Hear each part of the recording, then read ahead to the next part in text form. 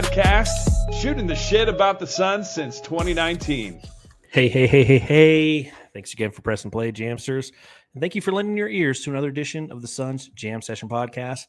Yes, it's another jort coming right at you. It's been fun kind of doing these jorts this off season.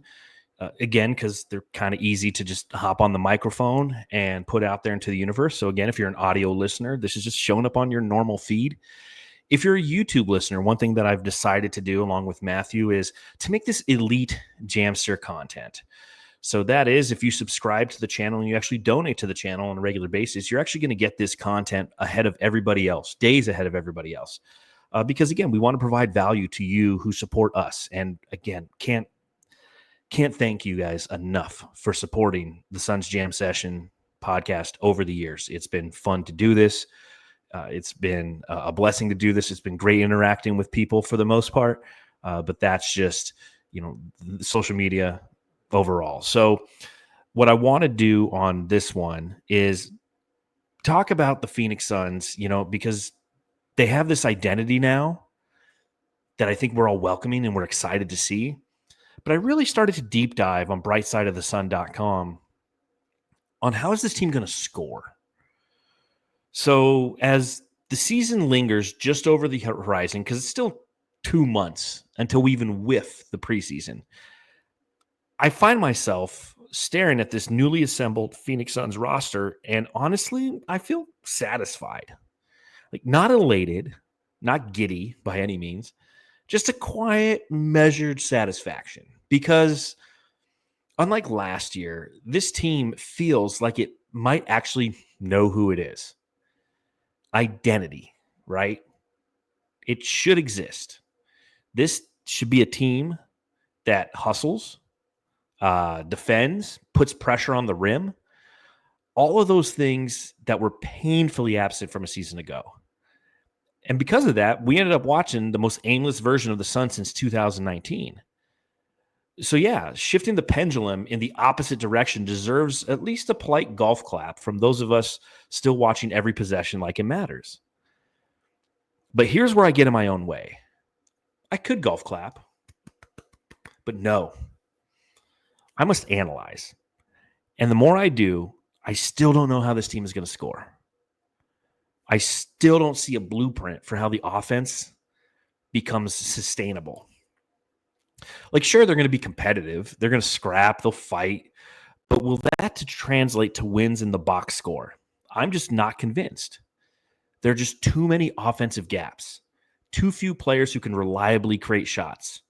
Too much hope resting on role players to be more than they are. I've seen the math. I've read the threads where people are breaking down where the points can come from, adding, Devin Booker plus Jalen Green did, that's 50 points, plus Dylan Brooks is, 17 points, plus. I see it. And yeah, I can play along with those equations, but philosophically, it's hard to buy in. Because when I zoom out, I see a team that lacks playmaking and shot creation and shooting, real shooting, especially from beyond the arc. And the two guys who can shoot, Grayson Allen and Royce O'Neal, are the same two names most people are trying to package in trade scenarios. So let me play this out. Let me see if I can accurately depict why I'm concerned about this offense. And who knows, maybe by the end, I'll be in a better place. And again, if you're watching this on YouTube, thank you for being an elite Jamster. Unless you're not an elite Jamster and you're watching this a few days from now. Again, I'm recording this on Sunday. So be an elite Jamster, man. Hit the thumbs up button, subscribe, all that shit. All right, so let's start with playmaking. We're back here again, right? Talking ourselves into positionless basketball. And this time, it's Devin Booker and Jalen Green slated to be the backcourt for the Phoenix Suns. And honestly, I can live with that. The game's been trending this way for the better part of 2 decades. Traditional point guards are becoming extinct. The floor generals of yesteryear, the ones who rack up 11 assists and take 4 shots, they don't survive in today's league. Not unless they can score, like real scoring. Facilitators now come off the bench in spurts. They run the offense for a few minutes, and they fade into the background with a Gatorade cup in hand. That's the trade-off. You want minutes, you better be able to put the ball in the basket. So I'm not losing sleep over the fact that the Suns are leaning into that shift.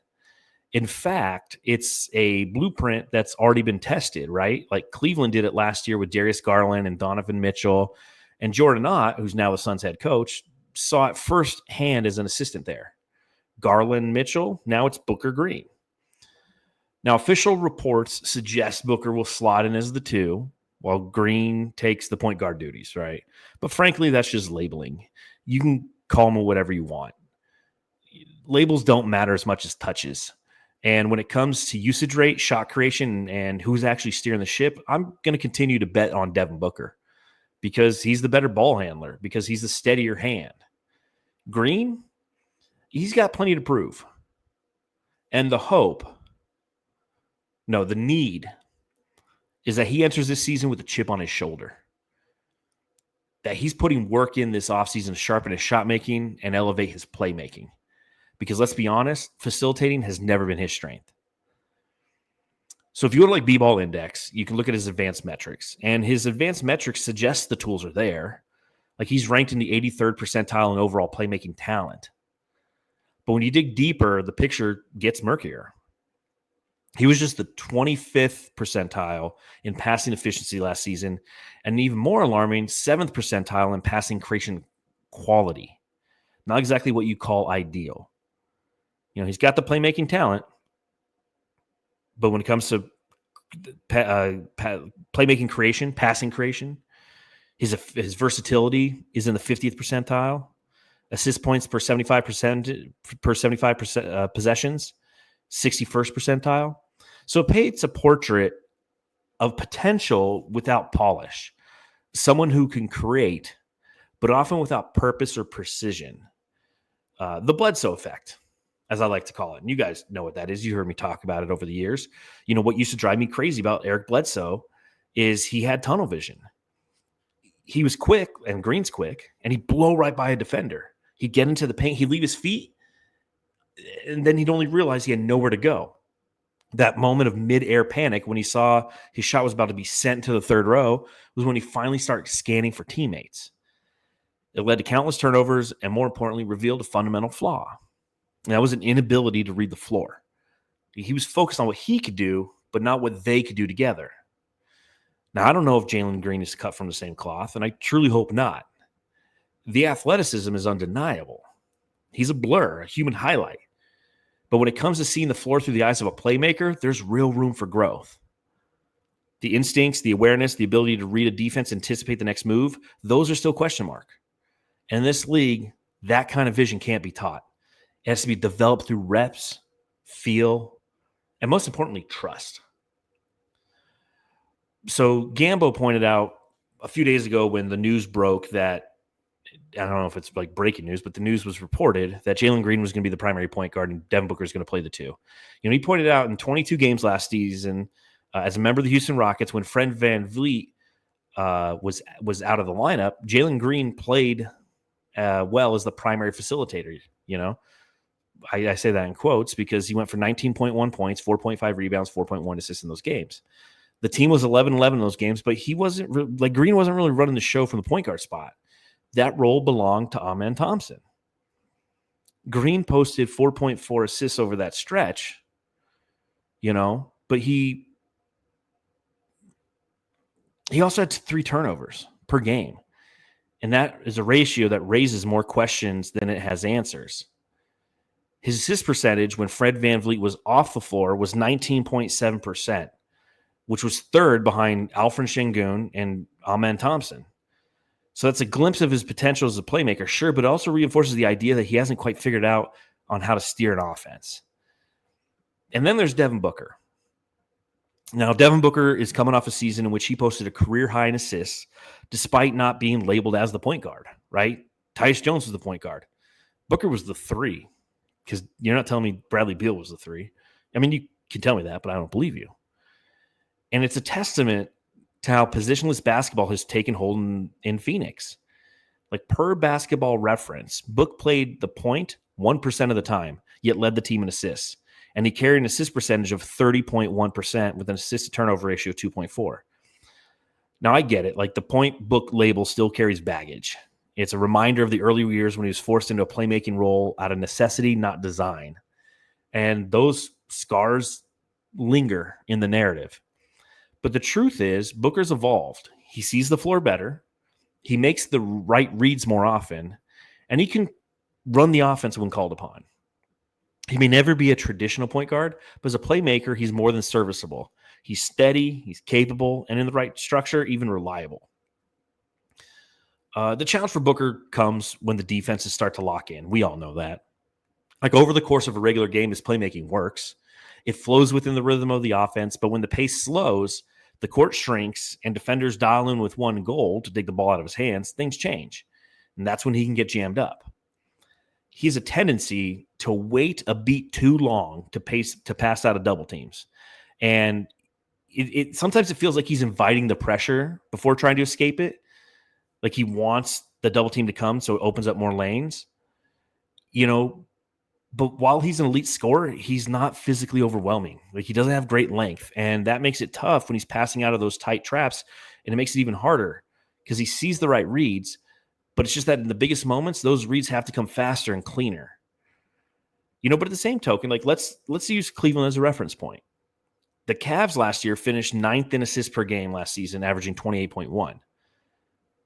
Now think about this and ask yourself this question. The backcourt duo of Donovan Mitchell and Darius Garland, how many assists do you think they accounted for per game combined? It was 12.7. And like that feels like a mark that's within reach if the Suns have Booker and Green sharing the load. But if either misses time, what does this team become? I don't even want to think about it. The key lies beyond the backcourt, though. Phoenix will need playmaking from non-traditional sources. That's where someone like Oso Ighodaro becomes essential. Like he might not start, but when he's on the floor, he'll need to facilitate. Because guys like Ryan Dunn and Dylan Brooks, they're average playmakers at best, man. They combined for 2.5 assists last season. What we need them to focus on is another area of concern for Phoenix, and that's shot creation. Like shot creation is an art. And it's one that both Devin Booker and Jalen Green have in their arsenal. Like each can take a defender off the dribble and find their spot and make it count.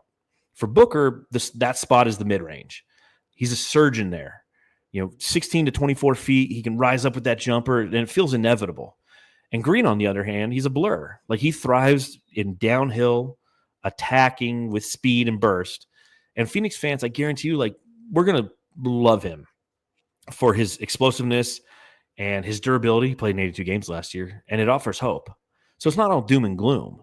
Like Green can collapse defenses and finish at the rim with force. Kind of like a young Bradley Beal, but with more vertical juice. Booker can score from the mid-range. But outside of Booker and Green, the Suns don't have many playmakers who can reliably create their own shot. Like Dylan Brooks is average in that department. Ryan Dunn showed some flashes in Summer League, but beyond that, there's a real scarcity of isolation scorer on this roster. Guys who can break down the ball or can take down the ball, break down a defense, and generate a clean look when everything else breaks down. Say what you want about Kevin Durant's isolation-heavy style, but that's a skill that's going to be sorely missed. Because sometimes it's not about scheme or sets. Sometimes you just need somebody who can get a bucket. You need a player whose offensive talent simply outpaces what the defense throws at them. And when you don't have enough of those guys, it gets easier for opposing defenses to key in, send help, and blow up your rhythm. And like that's why the interest in Jonathan Kuminga makes sense. Like sure, he's undersized at the 4, but he can put the ball on the floor and create. That's something this team desperately lacks.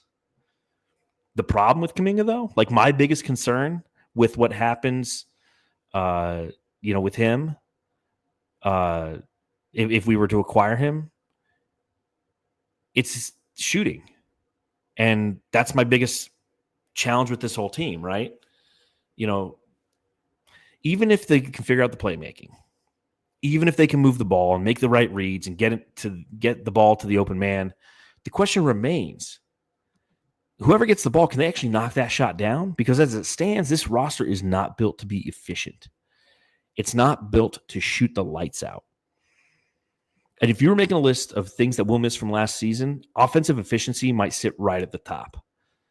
Sure, this team's going to hustle. They're going to grind.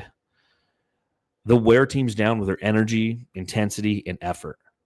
But all that is wasted if you can't do what the game ultimately asks of you. Put the ball in the basket. So let's run the numbers. Yes, it's flawed to rely solely on last season's stats, right?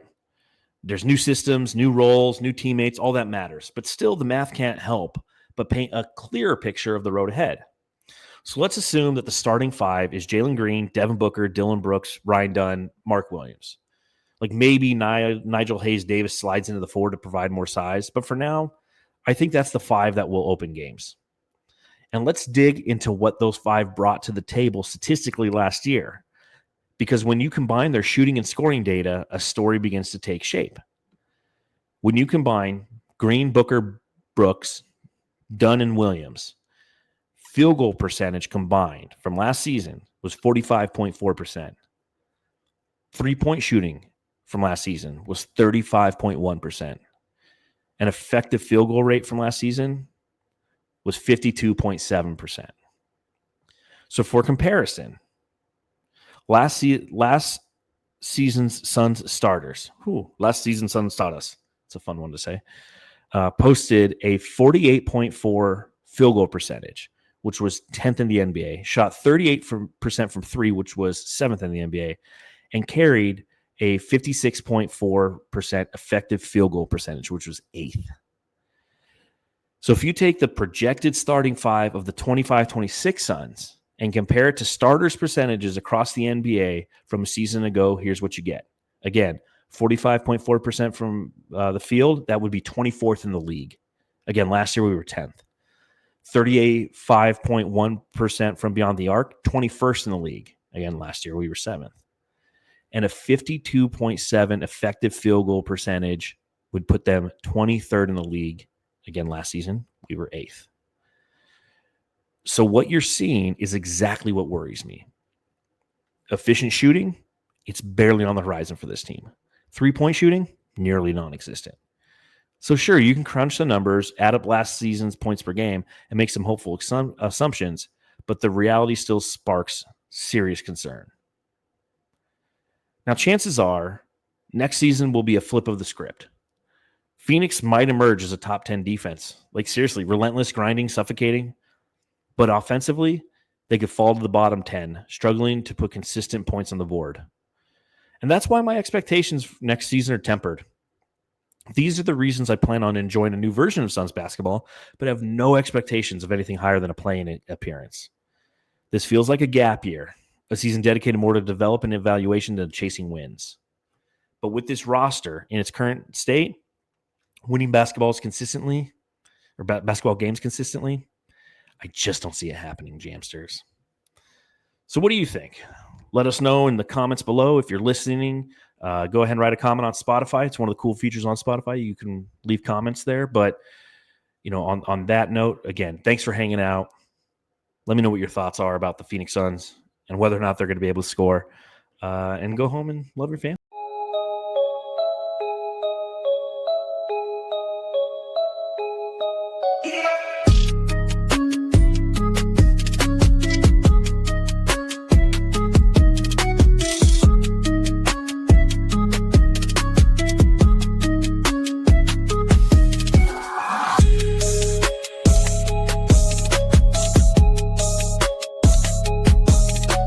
Hey, you're listening to the Suns Jam Session Podcast, shooting the shit about the Suns since 2019.